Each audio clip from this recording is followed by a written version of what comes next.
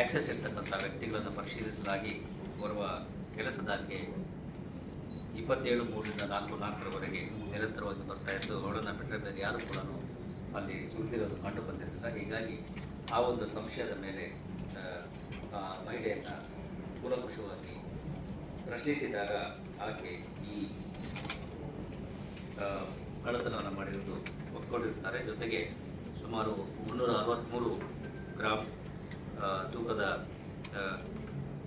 ಚಿನ್ನಾಭರಣಗಳು, ಜೊತೆಗೆ 176 ಗ್ರಾಂ ತೂಕದ ಬೆಳ್ಳಿ ಆಭರಣಗಳು ಮತ್ತು 1 ಲಕ್ಷ ನಗದನ್ನು ಕೂಡ ಆಕೆಯಿಂದ ವಶಪಡಿಸಿಕೊಂಡಿರ್ತಾರೆ. ಜೊತೆಗೆ ಇದರಲ್ಲಿ ಕೆಲವೊಂದು ವಜ್ರದ ಆಭರಣಗಳು ಕೂಡ ಸೇರಿಕೊಂಡಿವೆ. ಆರೋಪಿತ ಮಹಿಳೆ ಮೂಲತಃ ಚಾಮರಾಜನಗರ ಜಿಲ್ಲೆಯವರಾಗಿದ್ದು ಇಲ್ಲಿ ಜೆಪಿ ನಗರದಲ್ಲಿ ವಾಸ. ಹಾಗೆ ಹಿಂದೆ ಯಾವುದೇ ಪ್ರಕರಣದಲ್ಲಿ ಭಾಗಿಯಾಗಿಲ್ಲ. ಈ ಒಂದು ಪ್ರಕರಣವನ್ನು ಉತ್ತಮವಾಗಿ ಕೈಗೊಂಡು ತನಿಖೆ ಮಾಡಿ ಆ ಮಹಿಳೆಯನ್ನು ಪತ್ತೆ ಹಚ್ಚಿ ಮತ್ತು ಈ ಕಳ್ಳತನ ಮಾಡಿರ್ತಕ್ಕಂಥ ಎಲ್ಲ ಆಭರಣಗಳನ್ನು ಮತ್ತು ಹಣವನ್ನು ರಿಕವರ್ ಮಾಡಿರ್ತಕ್ಕಂತಹ ಜೆಪಿ ನಗರ ಪೊಲೀಸ್ ಠಾಣೆಯ ಇನ್ಸ್ಪೆಕ್ಟರ್ ಮತ್ತು ಅವರ ಸಿಬ್ಬಂದಿಗಳಿಗೆ 25,000 ರೂಪಾಯಿಗಳ ಬಹುಮಾನವನ್ನು ಘೋಷಿಸ್ತಾ ಇದ್ದಾರೆ. ಇನ್ನು ಎರಡನೇದಾಗಿ ಬರ್ಗ್ಲರಿ ಅಂದರೆ house break and theft Kempegowda Nagar police ಠಾಣೆಯಲ್ಲಿ ಆಗಿರ್ತಕ್ಕಂಥದ್ದು. ಫಿರ್ಯಾದಿ ಮತ್ತು ಆಕೆಯ ಮಗಳು ಬ್ಯೂಟಿಷಿಯನ್ ಆಗಿದ್ದು ಕೆಲಸ ಮಾಡ್ತಾ ಇರ್ತಕ್ಕಂಥ ಸಂದರ್ಭದಲ್ಲಿ ಅವರ ಮನೆಯಿಂದ ಸುಮಾರು 9,22,000 10 ಲಕ್ಷದಷ್ಟು ಚಿನ್ನಾಭರಣ ಮತ್ತು ನಗದನ್ನು ಕಳ್ಳತನ ಹೋಗಿರ್ತಕ್ಕಂಥದ್ದು ಕಂಡುಬರುತ್ತದೆ.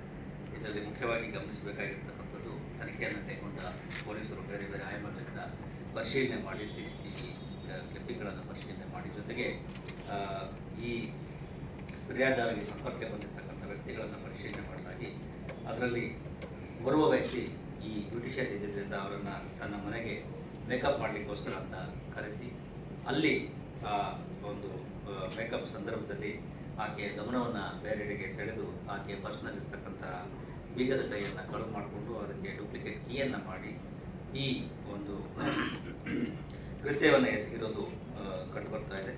ಈ ಪ್ರಕರಣದಲ್ಲಿ ಒಟ್ಟು 3 ಜನ ಆರೋಪಿಗಳು ಭಾಗಿಯಾಗಿದ್ದು ಅವರು 3 ಜನರನ್ನು ಕೂಡ ಪೊಲೀಸರು ಈಗ ಬಂಧಿಸಿದ್ದಾರೆ.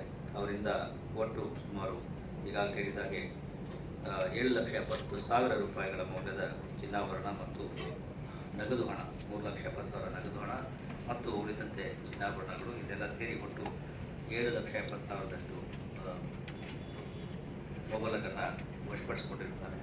3 ಜನ ಆರೋಪಿಗಳಿದ್ದು ಆರೋಪಿಗಳು ಯಾರು ಕೂಡ ಹಿಂದೆ ಹಳೆಯ ಪ್ರಕರಣಗಳು ಯಾವುದೂ ಇಲ್ಲ. ಆದಾಗ್ಯೂ ಕೂಡ ಇವರೆಲ್ಲ ಬೆಂಗಳೂರು ನಗರ, ಚಾಮರಾಜಪೇಟೆ, ಶ್ರೀನಗರ ಮತ್ತು ಕುಮಾರಸ್ವಾಮಿ ಈ ಭಾಗದವರಾಗಿದ್ದು ಮೂಲತಃ ಲಿಫ್ಟ್ ಮೆಕ್ಯಾನಿಕ್ ಆಗಿ, ಸ್ವಿಗ್ಗಿ ಡೆಲಿವರಿ ಬಾಯ್ ಆಗಿ, ಬಾರ್ಬರ್ ಆಗಿ ಕೆಲಸ ಮಾಡಿಕೊಂಡಿರ್ತಾರೆ. ಇದು ಕೂಡ ಒಂದು ಉತ್ತಮ ಪತ್ತೆ ಕಾರ್ಯಾಚರಣೆ. ಹೀಗಾಗಿ ಇದು ಕೂಡ ಅಂದರೆ ಜೆಪಿ ನಗರದ ಇನ್ಸ್ಪೆಕ್ಟರ್ ಮತ್ತು ಸಿಬ್ಬಂದಿಗಳಿಗೆ ಕೆಂಪೇಗೌಡ ನಗರ ಪೊಲೀಸ್ ಠಾಣೆಯ ಅಧಿಕಾರಿ ಮತ್ತು ಸಿಬ್ಬಂದಿಗಳಿಗೆ 25,000 ಬಹುಮಾನವನ್ನು ಘೋಷಿಸಿದ್ದಾರೆ. ಇನ್ನು ಉಳಿದಂತೆ ಒಂದು ಸರಗಳ್ಳತನದ ಆರೋಪಿಯನ್ನು ಹನುಮಂತ ನಗರ ಪೊಲೀಸ್ನವರು ಬಂಧಿಸಿದ್ದಾರೆ. ಈ ಇನ್ಸಿಡೆಂಟ್ಸ್ ಯಾವುದಾದ್ರು ಒಂದೇ ಇದೆಯಲ್ಲ ಭಾಳ ಮಟ್ಟಿಗೆ ನಗರದಲ್ಲಿ ಪತ್ತೆಯಾಗ್ತಾ ಇದ್ದಾರೆ. ಸುಮಾರು 2 ಲಕ್ಷ ಮೌಲ್ಯದ ಒಂದು ಚಿನ್ನದ ಸರವನ್ನು ರಿಕವರಿ ಮಾಡಲಾಗಿದೆ. ಆರೋಪಿ ಬೆಂಗಳೂರಿನಾಗಿದ್ದು ಹಿಂದೆ ಯಾವುದೇ ಪ್ರಕರಣಗಳು ಆಗದ ಮೇಲೆ ದಾಖಲಾಗಿಲ್ಲ. ಇನ್ನು ಕೊನೆಯದಾಗಿ ಬಸವನಗುಡಿ ಪೊಲೀಸ್ ಠಾಣೆಯವರು ಮತ್ತು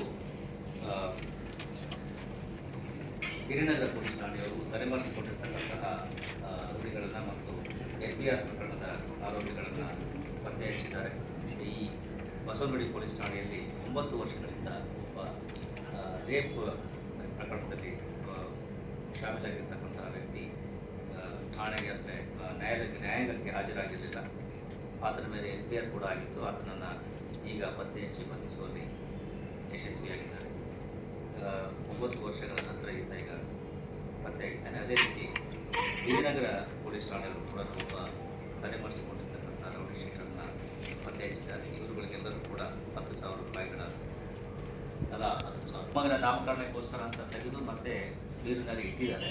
ಅದಾದ ನಂತರದಲ್ಲಿ 27/3 ಮತ್ತು 4/4 ಮಧ್ಯದಲ್ಲಿ ಆಕೆ ಈ ಕೃತ್ಯ ಎಸಗಿರೋದು ಬೆಳಕಿಗೆ ಬಂತು. ಈ ಆಭರಣ ಕದ್ದಿದ್ದೆಲ್ಲ ಎಲ್ಲಿಟ್ಟಿಲ್ಲ sir?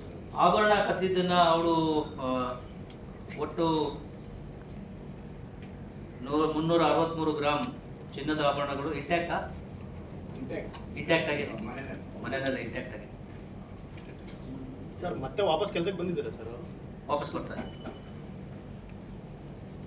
Okay, okay sir. Thank you.